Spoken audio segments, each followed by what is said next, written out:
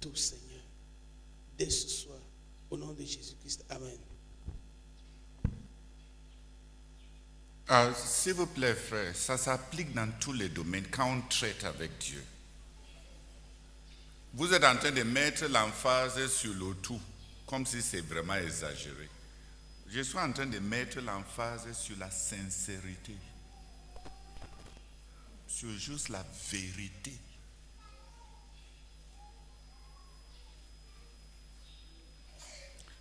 On veut maintenant faire comme si Dieu attend quelque chose de nous là.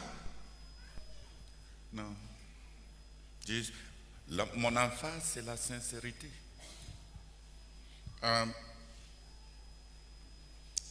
Quand notre fille devait entrer à l'université,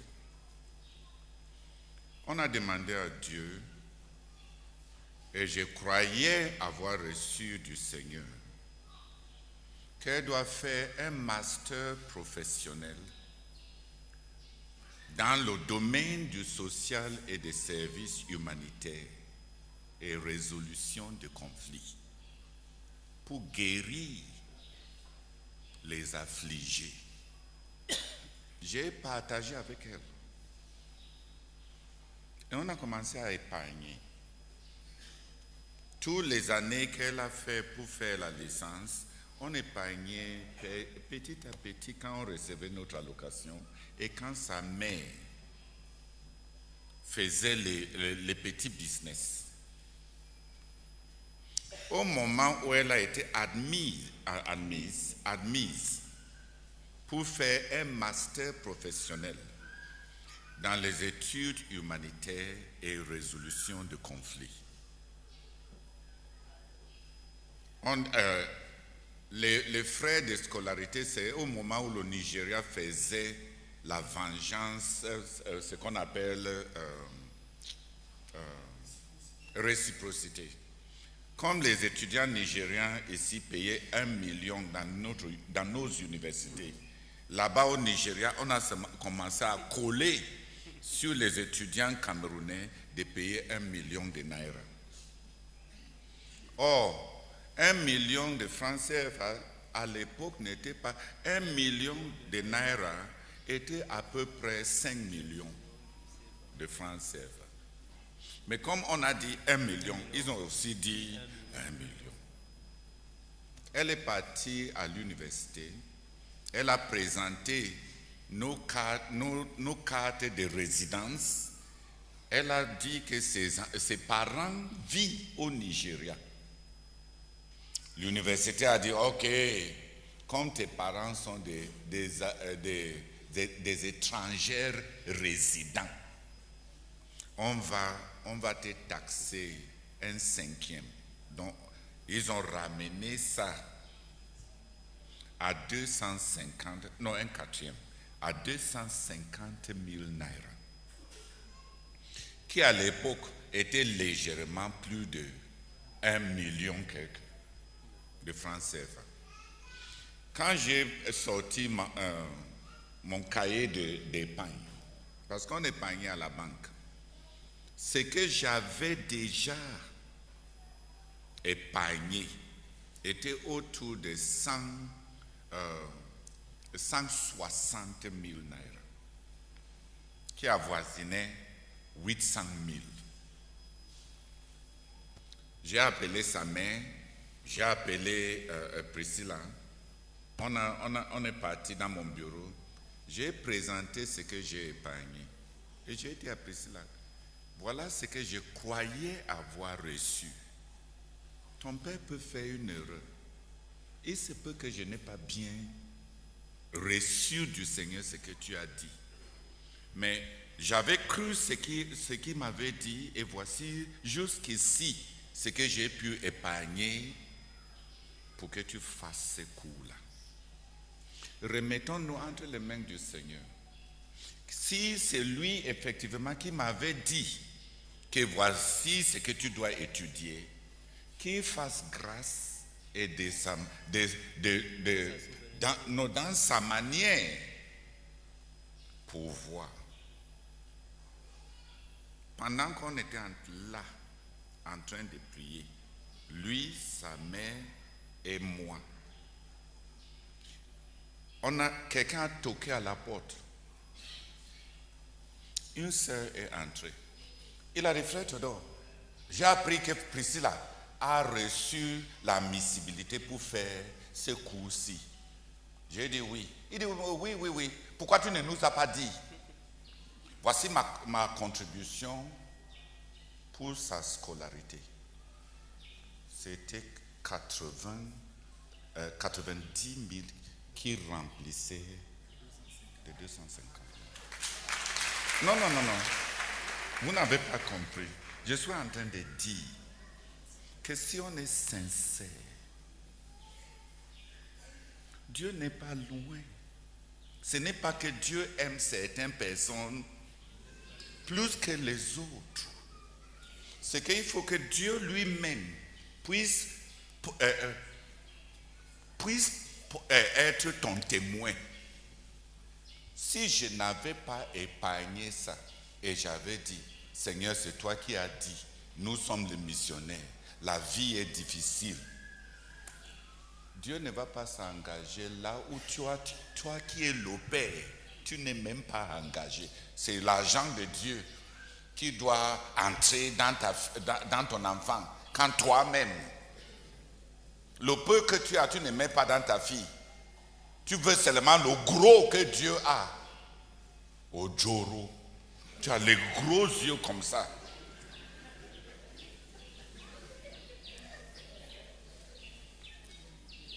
C'est une expression nigériane. Tu as les gros. Tu avares.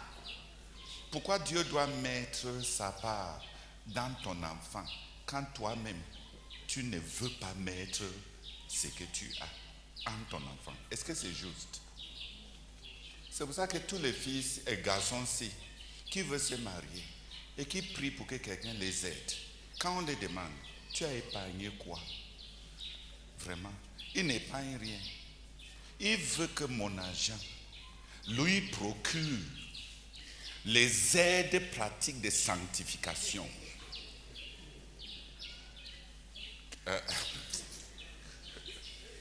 Pour qu'il puisse avoir une femme qui va l'aider à ne pas aller au ciel.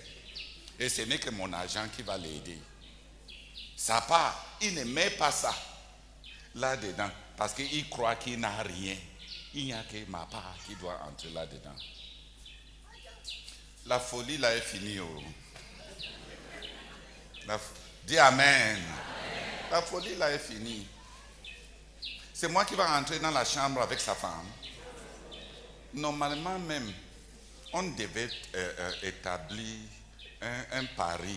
Si c'est mon agent que tu utilises pour doter, elle reste avec moi jusqu'à ce que tu rembourses. C'est la personne qui a doté à qui appartient la femme, non? Frère, c'est injuste. La marchandise appartient à qui?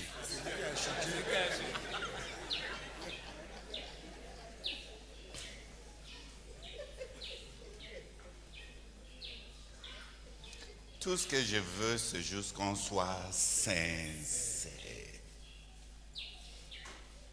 Que nos cœurs soient dans les choses dont nos bouches disent. Qu'on soit sincère. Et je voudrais que vous sachiez que c'est ainsi que je traite avec Dieu. Et il ne m'a pas déchu. Mais Dieu attend la vérité. La vérité et la sincérité. Dieu ne nous en veut pas de ce que nous n'avons pas. Qui m'a compris? Il faut que ça soit sa volonté. Il faut que tu aies mis ton tout. Et l'Éternel Dieu ne va pas te lâcher. Mais c'est dans tous les domaines. Dans tous les domaines. Tout ce que Dieu veut, c'est que des gens sincères. par les billes. Avec leur bouche, ils s'habillent, ils habillent les choses. Quand quelqu'un finit de parler, la manière dont la personne va se dépeindre lui-même pour que nous voyons, on voit à quel degré il ressemble et il est spirituel. Devant qui? Devant qui? Il y a le Père des esprits des hommes. C'est avec lui qu'on doit traiter. Donc, pour revenir, tout ça pour revenir à la dernière chose que je voulais dire par rapport à notre vision missionnaire. Si on veut 100 personnes qui vont avoir la même onction, être remplis du Saint-Esprit et de puissance, comme le frère Zach l'était. La sincérité veut dire simplement que ça doit être les gens qui sont engagés à faire la même chose que le frère Zach avait reçu de Dieu. Et qui sont prêts à y mettre leur tout comme le frère Zach a mis de son tout. Dieu ne peut pas demander ce que tu n'as pas. Il n'est pas immoral. Et il n'est pas pauvre. Sa main n'est pas trop courte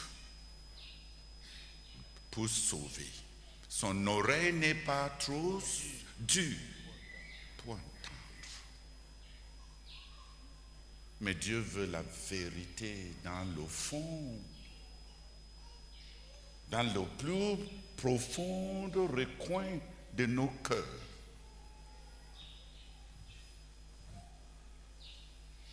Mon disciple m'a provoqué, le frère Georges qui vient d'arriver. Je voulais acheter un certain cadeau à ma femme. Parce que Dieu m'avait dit de l'honorer. Et je me suis battu de l'honorer à ma façon. Et il y avait un certain projet que je voulais lui acheter quelque chose. Donc mon disciple là, c'est le genre de choses là qui lui rend ministère. Il a dit qu'il va faire comme moi. Donc j'ai dit, dans mon cœur, j'ai eu peur. J'ai commencé à dire que maintenant on va introduire la mondanité dans la formation des disciples. Et on commence à enrichir nos femmes en disant qu'on sait Dieu. Donc je suis parti dire à mon disciple là, que je veux d'abord donner le montant total de ce que j'ai dépensé pour ce cadeau à Dieu. Comme ça, s'il veut m'imiter,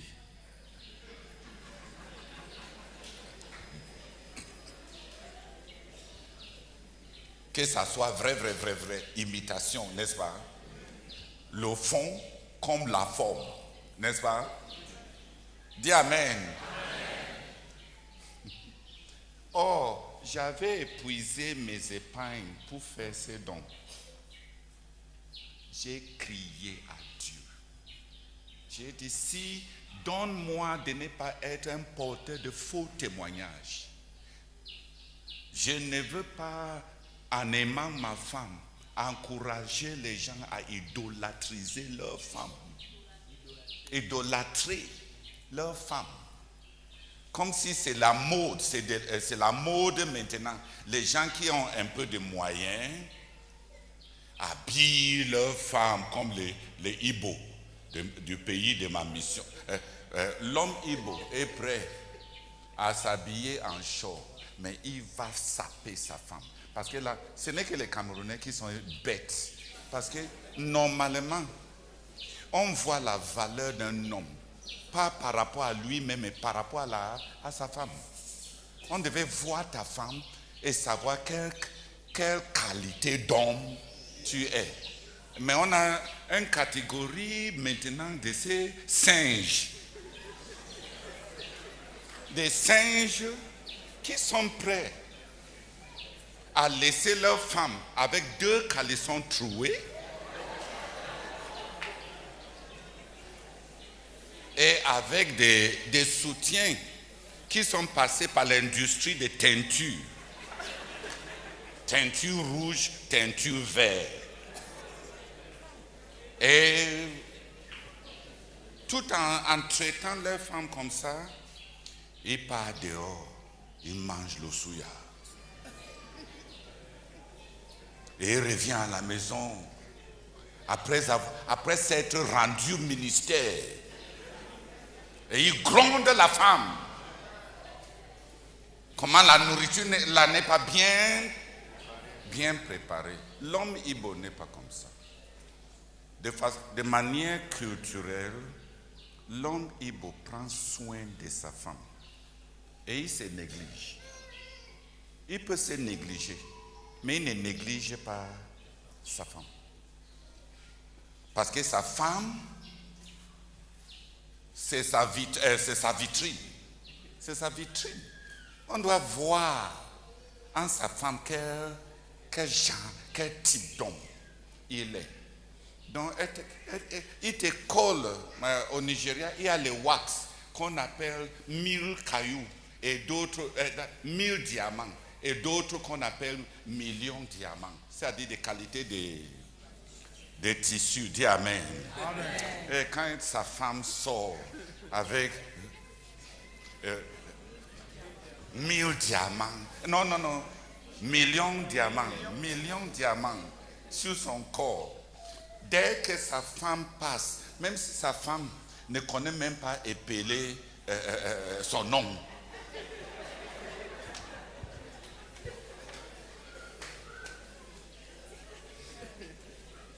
donc venant du Nigeria, je ne voulais pas commencer le culte,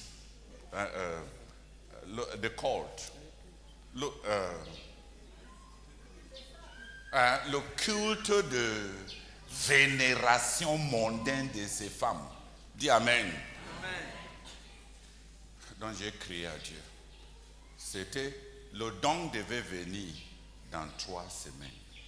Donc je n'avais que 3 semaines pour rassembler un montant que j'ai gardé pendant des années pour donner ça à Dieu. Et j'ai dit à Dieu, oh Seigneur, sauve-moi d'établir des précédents.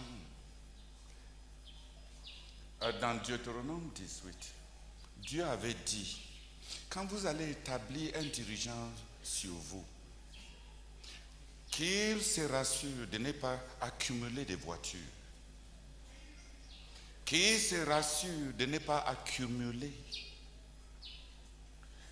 l'argent en compte, qu'il se rassure de ne pas montrer aux enfants d'Israël le chemin retour en Égypte. Un dirigeant qui finit par construire les ponts que les gens dans la consécration avaient cassés,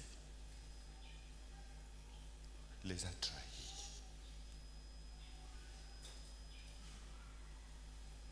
Même les bonnes choses ont des dangers. C'est Deutéronome 18, non? 17. Viens dire ça. Deutéronome chapitre 17. Et disciple, ouvre ta part. À partir.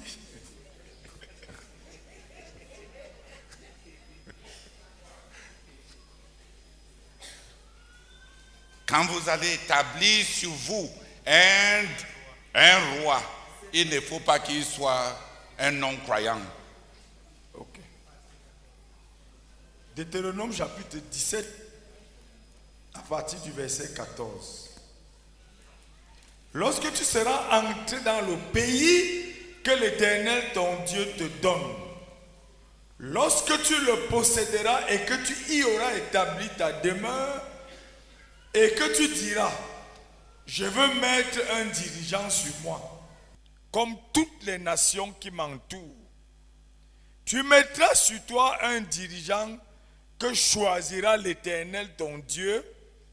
Tu prendras un dirigeant du milieu de tes frères.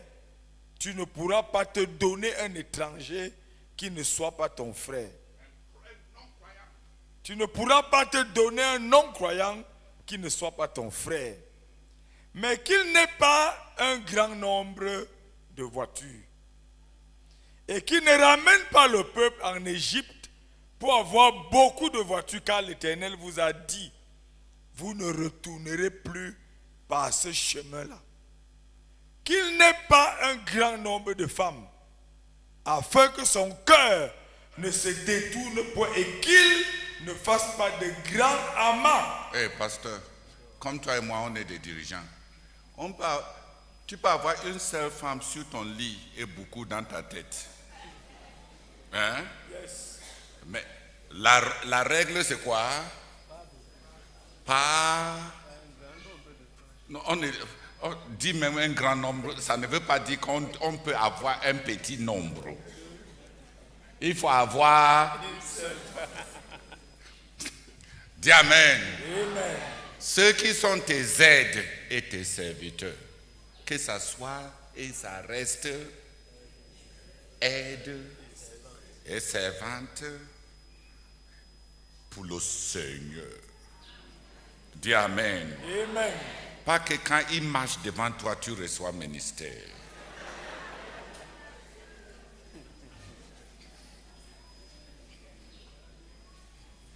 Continue. Quand il s'assiera sur le trône de son royaume, il écrira pour lui dans un livre une copie de cette loi qu'il prendra auprès des sacrificateurs, les Lévites. Il devra l'avoir avec lui et y lire tous les jours de sa vie afin qu'il apprenne à craindre l'Éternel, son Dieu, à observer et à mettre en pratique toutes les paroles de cette loi et toutes ses ordonnances. Amen. Amen. Écoutez, frère, si tu es dirigeant, tu dois lire la Bible chaque jour. Ce n'est pas la quantité que tu vas lire à la fin de l'année. Ce n'est pas pour nous dire que tu as lu la Bible 6 fois l'an. C'est que chaque jour, tu dois lire la Bible. Le rituel de tout leadership spirituel, c'est lire la Bible chaque jour. Et la Bible dit que 3 choses résultent de ce fait de lire la Bible chaque jour. Tout d'abord, l'humilité. Pour qu'il ne pense pas qu'il dépasse les autres parce qu'il est dirigeant. Qu'il ne croit pas être mieux que ses autres frères. La Bible rend sobre. Et quand tu vois les gens commencer à se vanter, ils ont fait longtemps sans lire la Bible. C'est dans ta Bible, non? Bien écrit. Lis alors. Il devra l'avoir avec lui et il lit tous les jours de sa vie afin qu'il apprenne à craindre l'Éternel, son Dieu, à observer et à mettre en pratique toutes les paroles de cette loi et toutes ses ordonnances, afin que son cœur ne se lève point au-dessus de ses frères et qu'il ne se détourne de ses commandements ni à droite ni à gauche, afin qu'il prolonge ses jours dans son royaume, lui et ses enfants au milieu d'Israël. Amen. La durée de ton leadership dépend de ton attachement à la parole de Dieu, pas au contrôle que tu as établi sur les hommes. Donc, j'ai copié ça j'ai ma part de ma séparation avec le commun qui correspond à mon appel. Et une des choses dans cette séparation d'avec le commun, c'est ce passage. Je ne dois pas être un dirigeant pont pour ramener les gens en Égypte. Pour les faire rentrer sur le chemin où le fondateur les a déjà fait sortir. Qui a compris? Et on doit être sincère. Et dans mon cœur, quand j'ai crié comme ça à Dieu et prié, j'ai décidé que je ne veux pas donner à ma femme ces dons-là jusqu'à ce que j'ai donné l'équivalent de ça d'abord à Dieu. Pour laver la voiture là de toute tendance à induire en erreur. Même dans les bonnes choses, on peut devenir un pied d'achoppement.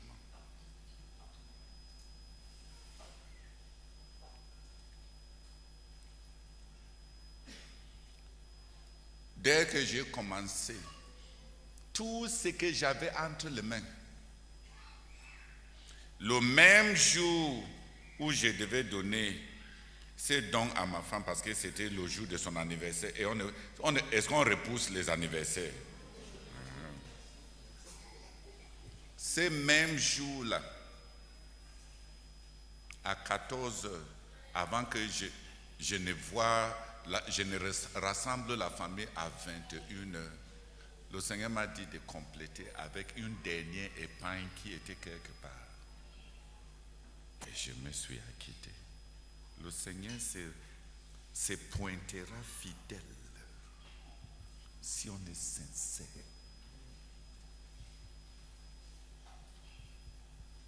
Si on est simplement sincère.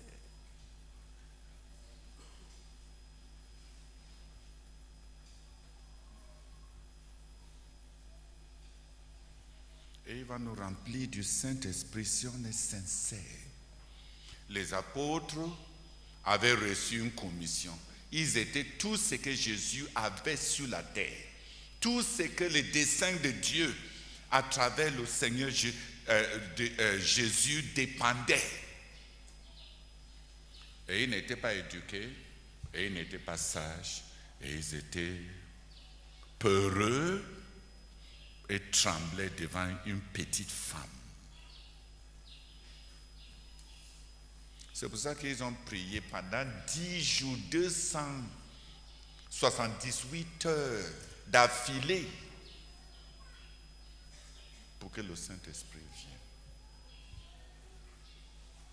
Et pendant leur réunion de prière, les partages qu'ils faisaient étaient la définition des tâches, la précision.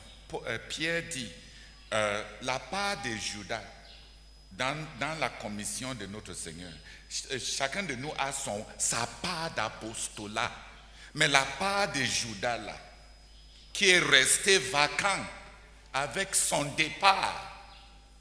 Comment on va demander au Saint-Esprit de venir quand la part de l'apostolat que Judas devait accomplir n'est pas attribuée? Donc tu vois, ils avaient préparé leur engagement pour attendre la descente du Saint-Esprit. Même quand il y a un corps des apôtres, la part de chacun devait être claire. La responsabilité individuelle, même dans un corps corporatif, devait être claire.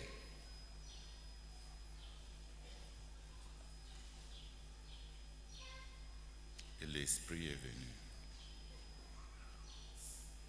C'est la première chose que je voulais dire ce soir.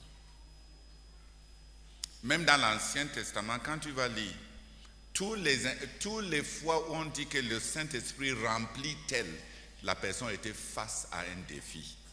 Jephthé était face aux Ammonites. Gédéon était face aux Madianites. Samson était face aux Philistins. Chacun avait un défi devant lui, duquel il ne pouvait pas se détourner et pour laquelle il n'était pas apte. C'est ces deux vecteurs, l'incapacité d'un homme sincère et un engagement qui ne peut lâcher parce que c'est une responsabilité devant Dieu. C'est dans ces conjonctures qu'on est rempli du Saint-Esprit.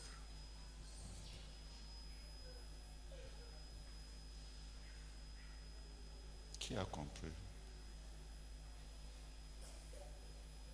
Non, être rempli du Saint-Esprit, ce n'est pas le zouk. Le zouk. On tremble, on fait.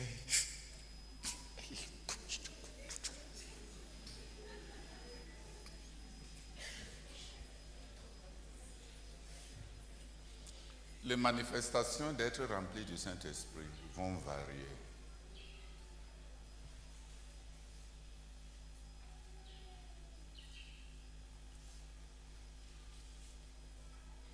Mais celui qui ne peut pas abandonner son appel, et celui qui est incapable face à cet appel, et celui qui n'abandonne pas cet appel-là pour l'accomplir parce qu'il est incapable et dit Dieu connaît que j'ai fait de mon mieux. Dieu ne nous a pas appelés à faire de notre mieux. Dieu nous a appelés à accomplir ce qu'il nous dit d'accomplir.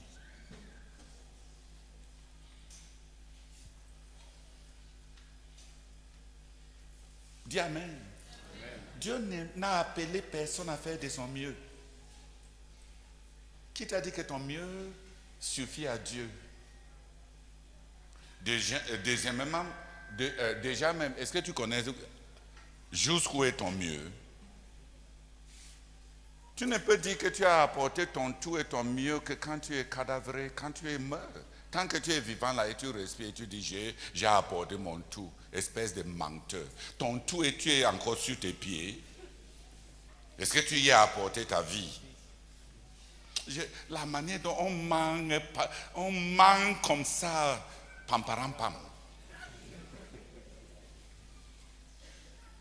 C'est comme si on peut projeter quelque chose pour les yeux des autres, on pense que c'est comme ça que Dieu nous voit.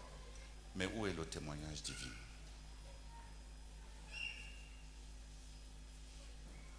Il y aura le témoignage divin. Alléluia! Amen. Donc face à notre tâche missionnaire, les 100 personnes, les fils, les disciples, les couvriers qu'on cherche pour le frère Zach, on a besoin des gens, des dirigeants, des fils pour le frère Zach, qui vont prendre la commission et la conquête du monde comme leur responsabilité. Et ceux qui sont déjà partis du Cameroun, et ceux qui sont au Cameroun, qui sont les pasteurs, ils vont faire avec leur église, avec eux-mêmes, avec leurs disciples, avec leur famille, avec leurs agents, avec leur travail, ce que le frère Zach a fait pour la conquête du monde. Ils vont utiliser toutes les opportunités que leur travail les donne. Comme il a utilisé toutes les possibilités que la chimie lui a données. Ils vont investir leurs enfants et leurs familles. Comme il a investi sa famille et ses enfants. Le Seigneur Jésus dit, c'est en cela que consiste le fait d'être fils. Dans Jean 5, à partir de 24, non, de 14 à 20, je pense. Jean 5.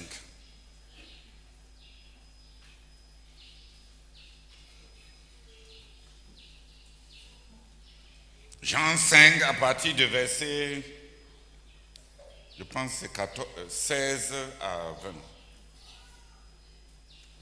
Jean chapitre 5, du verset 16 au verset 20.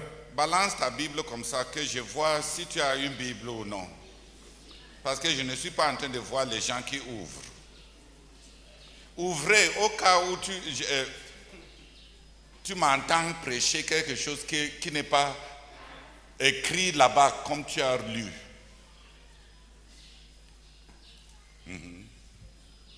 Jean chapitre 5, du verset 16 au verset 20.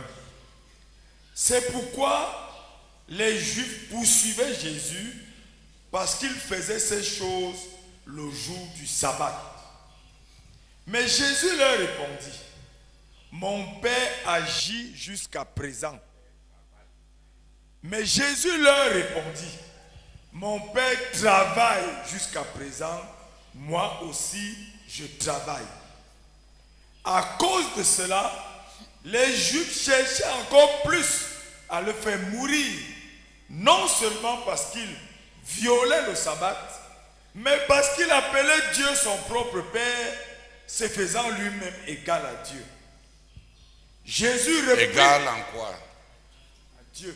Égal en quoi? Why don't you listen?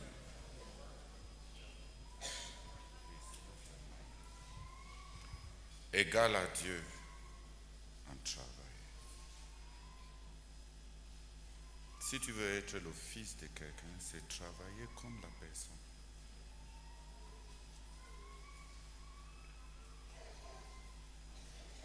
Vas-y. Amen. Amen. Jésus reprit donc la parole et leur dit, en vérité, je vous le dis, le Fils ne peut rien faire de lui-même, il ne fait que ce qu'il voit faire au Père. Et tout ce que le Père fait, le Fils aussi le fait pareillement. Qui a vu le mot là, pareillement? Pareillement.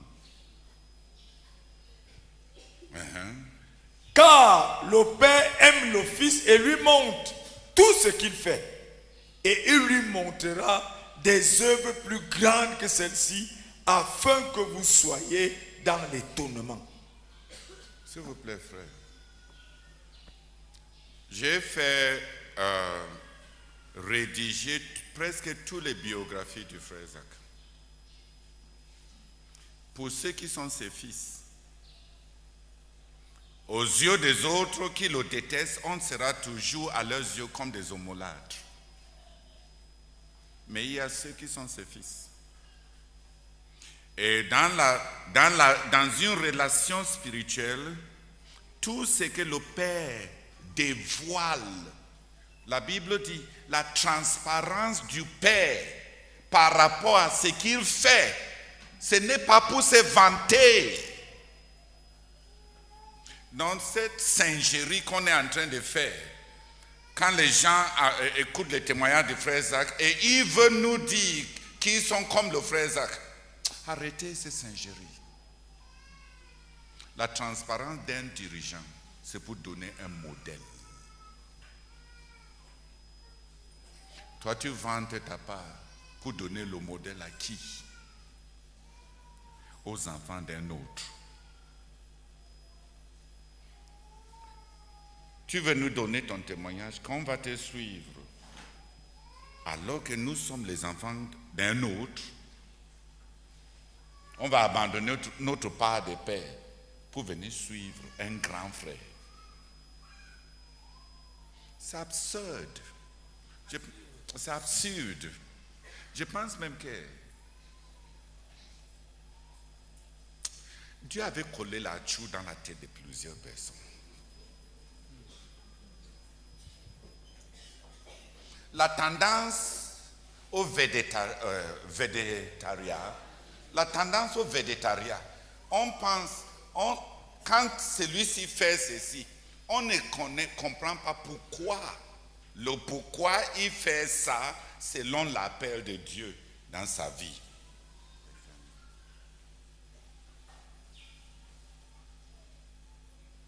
On ne comprend pas pourquoi il fait ça. On se tient aussi là, comme les petits enfants qui disent, moi je suis Michael Jackson.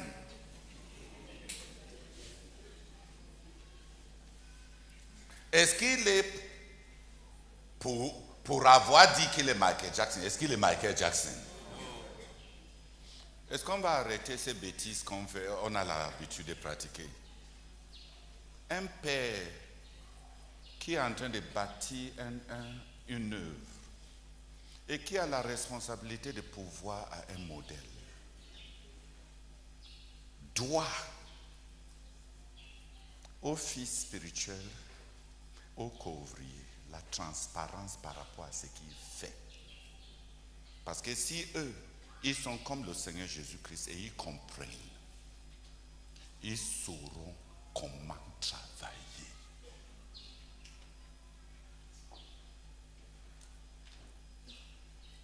Ce n'est pas ces recherches de gloire en disant que je fais comme l'autre que vous vénérez.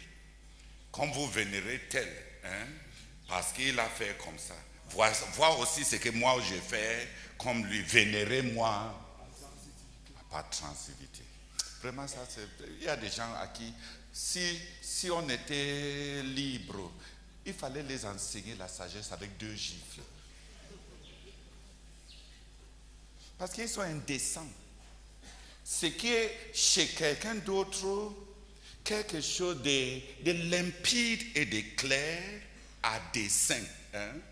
On ramasse ça comme si c'était des astuces, des fades, des modes spirituels. On ne t'avait pas donné l'éducation.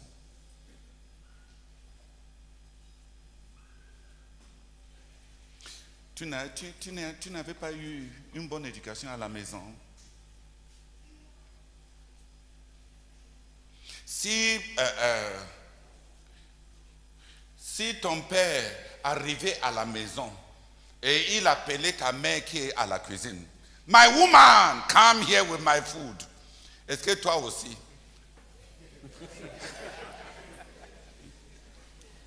Avec tes tengere pieds, tu vas aussi rentrer de l'école et tu parles à ta mère, My woman.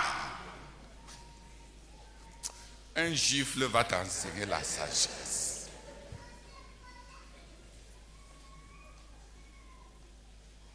Est-ce que c'est tout le monde qui appelle la femme de ton père ma woman? Il y a des choses qui sont acceptables dans la bouche de certaines personnes par rapport aux relations avec des personnes et par rapport au rôle qu'ils sont appelés à jouer. Et c'est vraiment indécent et ça blesse les oreilles quand c'est dans la bouche des autres.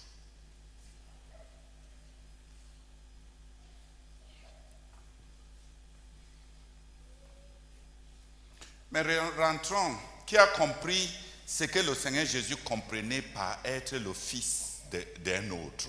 Hein? Qui a compris? Être fils, c'est quoi? Égal dans le travail. Être fils, c'est quoi? Tout ce que le Père t'a montré, t'a dit, constitue un roadmap. Constitue pour toi un feuille de route. Ne peut être confus que les gens qui n'ont pas de père spirituel. Pourquoi tu cherches tellement quoi faire? C'est parce que tu n'es pas en relation avec quiconque, spirituellement. Le Seigneur Jésus savait. Je suis un fils. Je dois travailler comme le Père. Et je dois travailler pareillement comme lui. Et le Seigneur Jésus avait devant lui des choses claires. Le Père avait construit son église à base de son alliance. Il avait établi une alliance avec Abraham et il a ratifié cette alliance avec les 12 et il a développé une nation qui va servir à ses desseins à partir de ces 12. N'est-ce pas? Le Seigneur Jésus est venu pour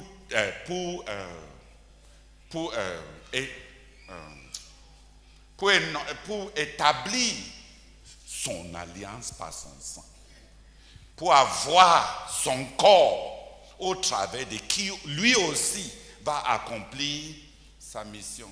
Le Père avait 12 tribus, il a eu ses 12 apôtres. À un moment, quand le travail était trop dur pour Moïse, Moïse a établi les 70 aides par rapport au travail. Le Seigneur Jésus a nommé ces 70 aides pour son travail, qui voit qu'il est en train de travailler pareillement. Pareillement.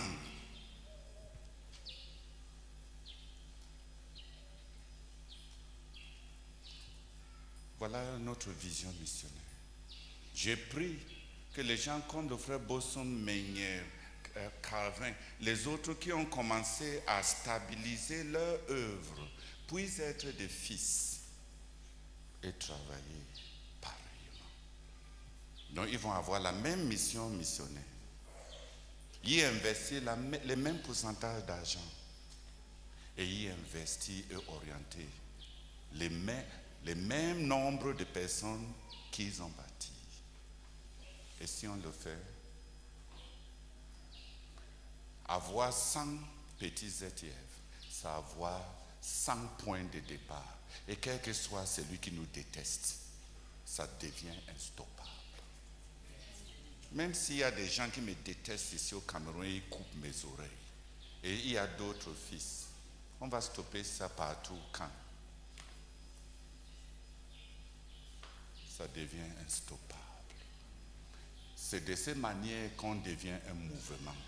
Mais tant qu'on a cette mentalité de bureaucratie et d'un système entonnoirisé où celui qui est nommé dirigeant est considéré comme un privilégié pour la convoitise et la jalousie des autres, la mission sera finie.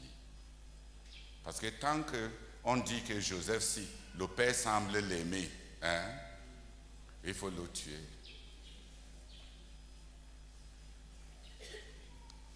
La vision est finie. Les jalousies des frères mettent fin à la vision.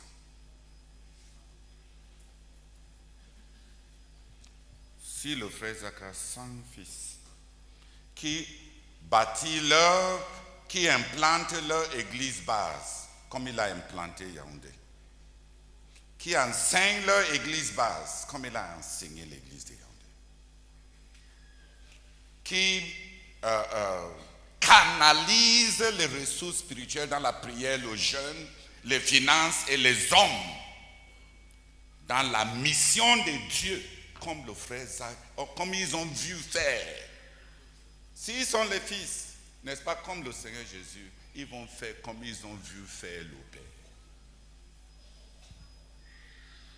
Ils vont faire comme ils ont vu faire le Père. Voilà notre vision missionnaire. On a besoin urgemment maintenant de 100 points de départ avec le même engagement que le frère Zach, avec le même investissement en hommes, en église, en ressources, en prière, en jeûne, de véritables fils. Être fils du frère Zach, ce n'est pas réclamer notre filiation pour nous vanter sur les autres, pour dire qu'on mérite aussi les attentions comme on donne aux autres. Ça, c'est juste la jalousie. Être égal, c'est être égal dans le travail.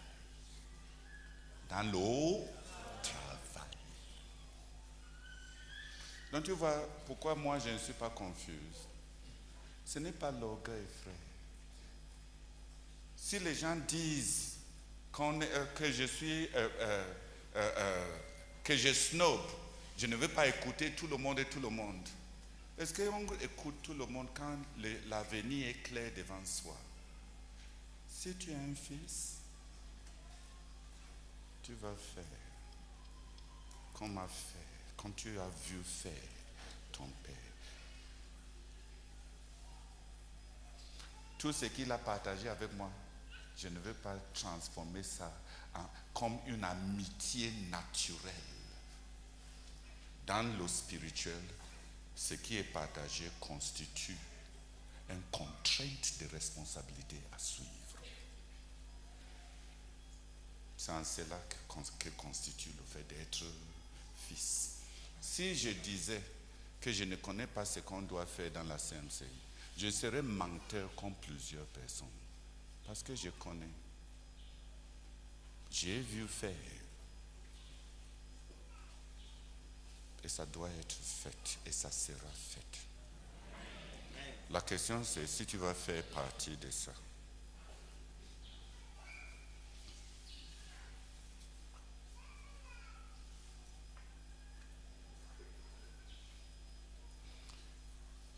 Et beaucoup de gens dont les têtes sont remplies de beaucoup de visions. Ils me font pitié. Parce que l'avenir est si flou pour eux.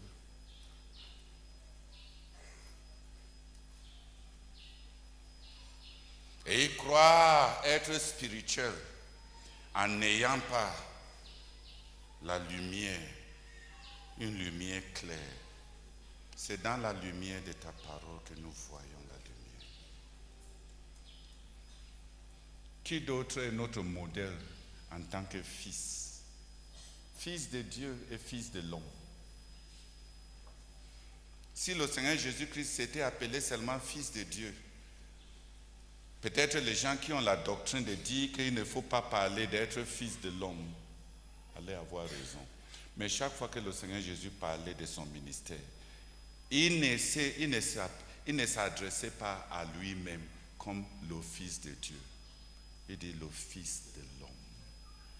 Le fils de l'homme. Dans son service, il était le fils de l'homme. Qui a compris notre vision missionnaire? Prions pour qu'on ait des dirigeants comme le frère Isaac. Qui sont ses fils, ses disciples, ses co-ouvriers. Et qui vont investir de leurs capacités, de leurs églises qu'ils ont bâties, de leur famille naturelle, de leurs finances, de leur travail et de leur génie, comme il a fait. Et il a eu, et nos conditions ne sont pas comme les siens. Il est venu au Cameroun, à un pays du tiers-monde, plongé dans la pauvreté, avec beaucoup de contrôle étatique. Et voir ce qu'il a fait. Et s'il avait des fils, avec de meilleures conditions dans notre génération, qu'est-ce qui va nous stopper? Qu'est-ce qui peut nous stopper?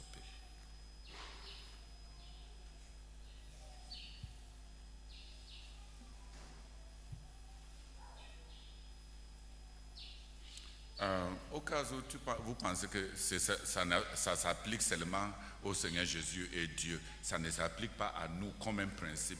Viens lire 2 Corinthiens 12, verset 18.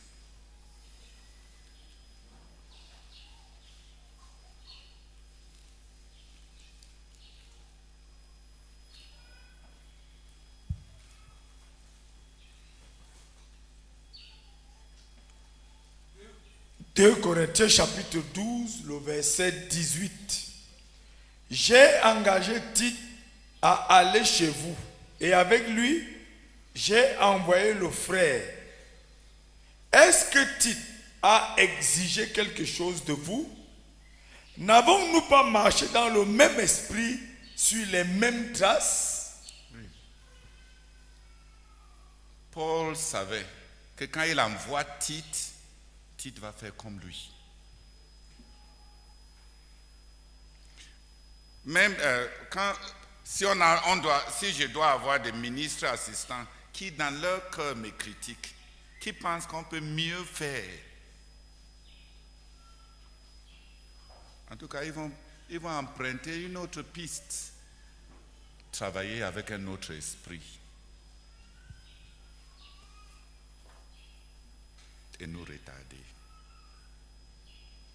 Si j'assume le leadership, et comme les pays africains, je dois renverser tout ce que le prédécesseur a fait. Je serai en train de commencer un nouveau ministère. Ça ne peut pas être le même ministère.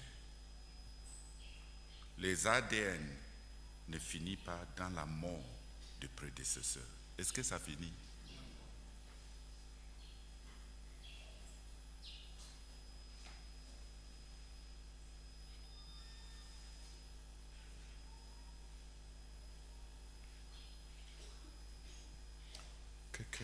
Une personne vient prier que Dieu donne à notre ministère, donne aux frères Zach, des dirigeants qui vont travailler comme ils l'ont vu travailler. Les gens qui vont utiliser tout ce qu'on est en train de partager dans les livres par rapport à lui et qui se voient comme ses fils qui vont avoir une maquette de travail pour travailler comme lui. Et que sous eux, ils puissent avoir les gens qui vont faire comme eux. Et rien ne va nous stopper. Et on devient instoppable.